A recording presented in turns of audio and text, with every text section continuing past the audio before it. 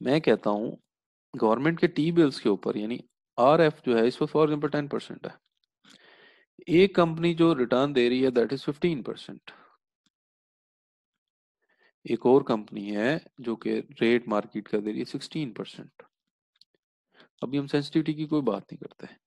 तो बेसिकली अगर हम इसको देखें 10% तो मार्केट में मिल ही रहा है, तो इजाफी कितना मिल रहा है? इस सूरत हाल में आपको 5% इजाफी मिल रहा है और इस सूरत हाल में आपको 6% इजाफी मिल रहा है। अगर आप दोनों को देखें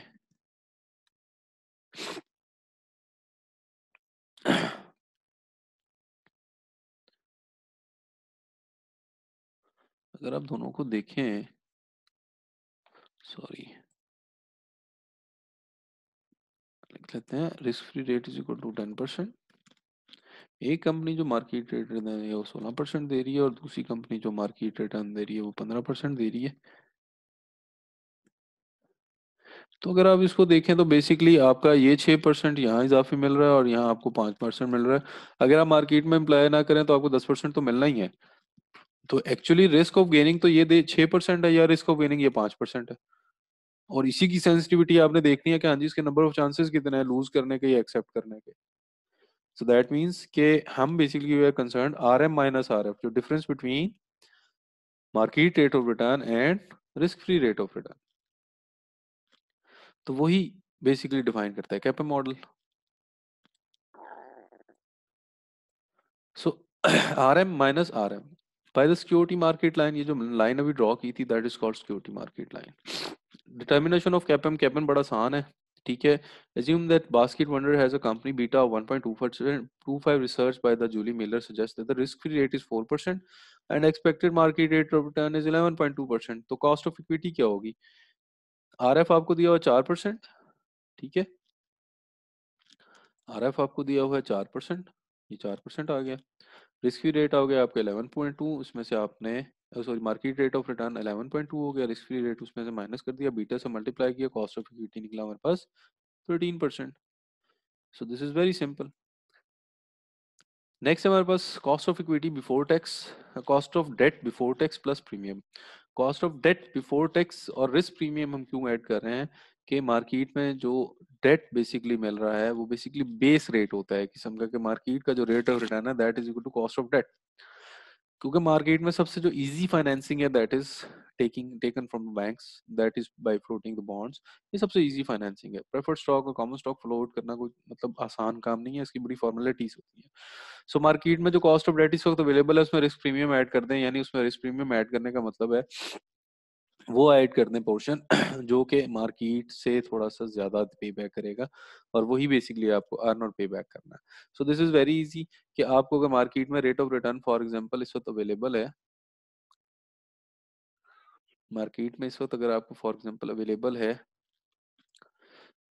3% प्रीमियम और मार्केट में कॉस्ट ऑफ डेट है 10%, दोनों ऐड करेंगे 13%। सो फॉर्चुनेटली ये तीनों जो एग्जांपल इन्होंने कांस्टेंट ग्रोथ से किए हैं या कैपिटल प्राइस कैपम से किए हैं, कैपिटल एसेट प्राइसेस मॉडल से, या उन्होंने cost of debt plus risk premium से किए हैं, तो उनके पास अनफॉर्चुनेटली ये तीनों एक ही आंसर दे रहे हैं। Generally the three method will not agree, generally in real sense में ये तीनों मेथड कभी भी एक रिप्लाई नहीं करते। सो कॉस्ट ऑफ कैपिटल क्या होगा? Cost of capital is basically weighted average cost of capital, जब वहां हमने तीनों को अप्लाई करना है। Weighted average cost of capital कैसे निकलती है? WACC is equal to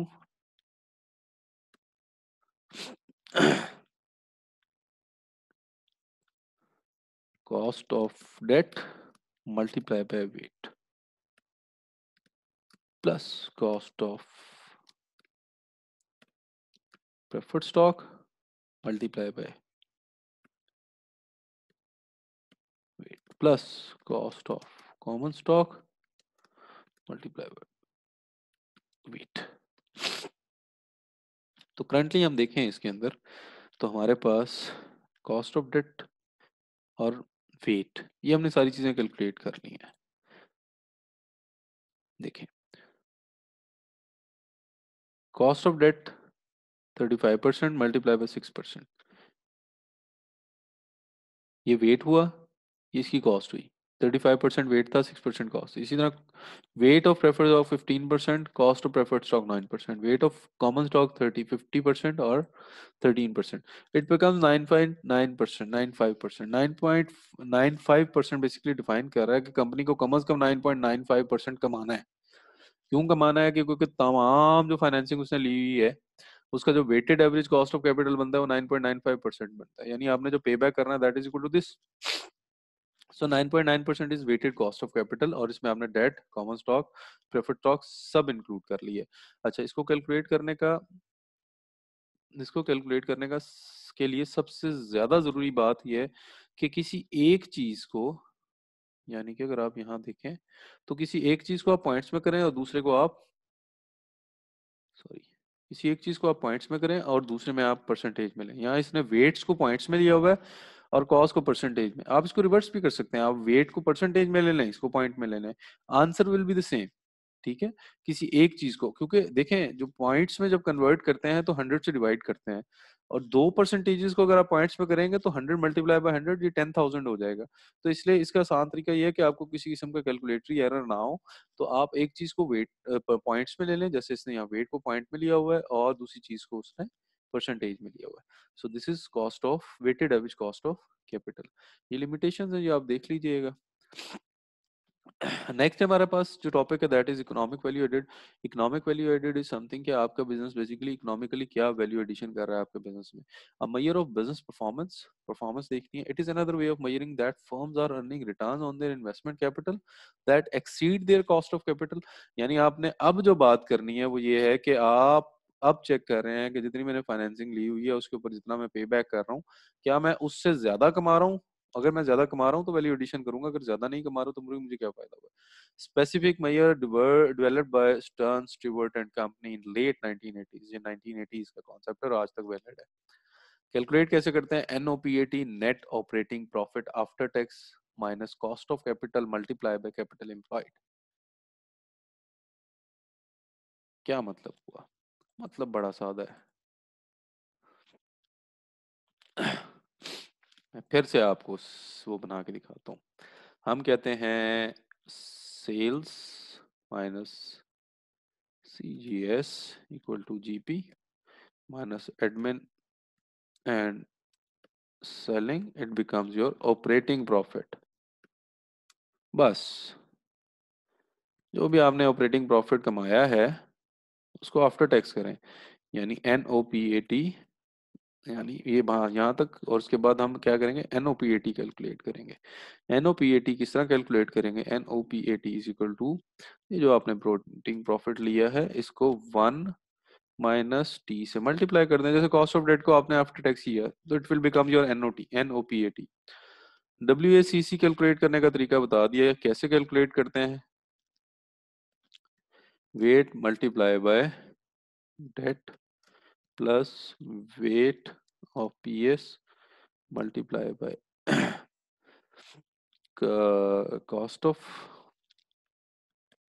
KP plus weight of common stock multiply by cost of common stock. ये बैक आ गया। तीसरी चीज जो इकोनॉमिक वैल्यू एडेड को कैलकुलेट करने के लिए यूज होती है that is capital employed. Capital employ बड़ा आसान है, total assets minus current liability. और मैंने आपको तीन तरह की फाइनेंसिंग स्टार्ट में ही बताई थी। फर्स्ट डेट या long term debt plus preferred stock plus common stock, तीनों को ऐड करेंगे that will become your corporate capital employ. तीनों चीजें आपके पास आ गई तो इकोनॉमिक वैल्यू एडेड कैलकुलेट करना आसान है। NOPAT minus cap WACC multiply होगा कैपिटल एम्प्लॉयड, ये NOPAT निकल आएगा। NOPAT या आपका पॉजिटिव होगा या जीरो होगा या नेगेटिव होगा, तीन ही आंसर आएंगे ना। पॉजिटिव का मतलब है एडिशन, आप एडिशन कर रहे हैं। जीरो का मतलब है earning equal to cost of capital, जितना कमा रहे हैं सारा का सारा उठा के कॉस्ट ऑफ कैपिटल में डालें। माइनस का मतलब है अर्निंग लेस देन कॉस्ट। सो इसका मतलब है कि हमें सिर्फ एक ही शेप नजर आती है, that is this one, addition. तो वैल्यू एडिशन आपकी होगी कैसे, जब आपका NOPAT minus cost of capital multiply by capital employed positive होगा। This is called economic value addition. ये इकोनॉमिक एडिशन है। Since the cost is charged for equity capital also a positive EVA generally indicates shareholder value is being created, value create होगी positive में, न बाकी दो में value creation नहीं होगी, क्योंकि बाकी दो में एक में तो जीरो हो गया कि जितनी फाइनेंसिंग ली उस पर रिटर्न पे बैक कर दिया, और एक में आपके पास नेगेटिव है, नेगेटिव का मतलब है आप कमाई less than cost of capital रहे हैं। So this was